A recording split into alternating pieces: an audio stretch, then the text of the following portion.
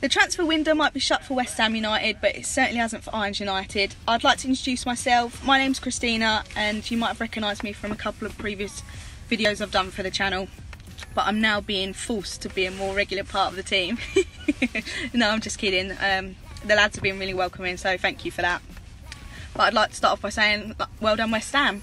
I thought we were brilliant against Liverpool Monday, and to be honest, I'm actually a bit disappointed that we didn't come away with all 3 points. I think we thoroughly deserved it, and their goal was offside. There's no two ways about it. I think even if I took my contact lenses out, I would have been able to see that was offside, and I'm blind as a bat, so it says it all for the officials really. I think they're a disgrace. Just the most frustrating thing about being a West Ham fan is just how consistently inconsistent we are.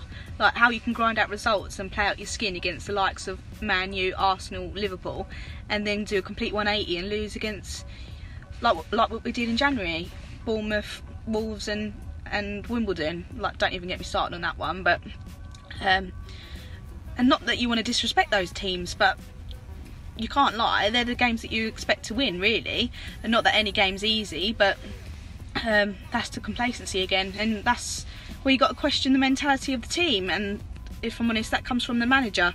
I'm all for Pellegrini. I love the bloke, and I've been crying out for a manager like of his calibre at West Ham for years, and I was super excited when we got him in the summer. But lately some of his tactics and starting 11s have been questionable in my opinion, but hopefully it sets us up nicely for the Palace game at the weekend.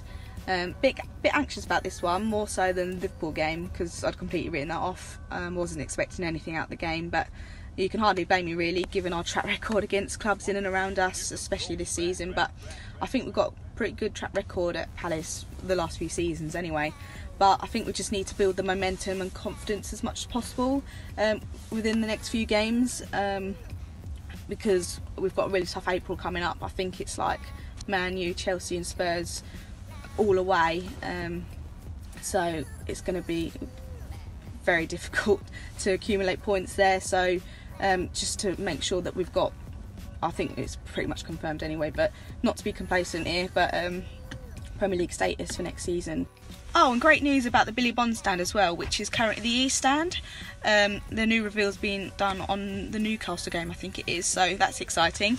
But I think it's about time that the owners started making the London Stadium feel a bit more like home, and whether it's just as simple as, you know, renaming the stands after club legends, and so be it. But you can't compare it obviously to the Bling Ground, because home is home, but we're here now, we've got to make do for the foreseeable really. So I think it's about time the fans sort of come together, put the differences, you know, aside, and just make the place a fortress no matter the opposition.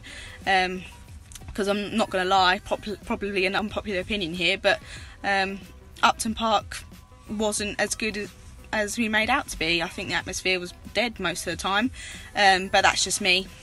So yeah, I think it's about time the owners pulled their fingers out their arse and started fulfilling some of the promises they made to us years ago before we moved in. But you've got to start with the transfers as well.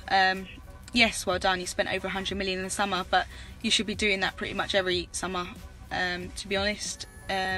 With what you said before we moved in, how you see us in the Champions League spots, we're not even anywhere close to Champions League. I don't think we're anywhere close to the Europa League. We're still in transition period at the moment, and we're notorious for injuries as well, and we still found ourselves short on squad depth this season.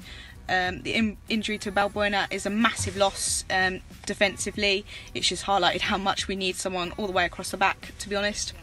I think we need someone in every position, so they need to spend near that again to keep the manager and the fans happy, because we've got a world-class manager now. So, and he doesn't stand for any shit either. Thank God for that. But yeah, I'll see you next week, I guess.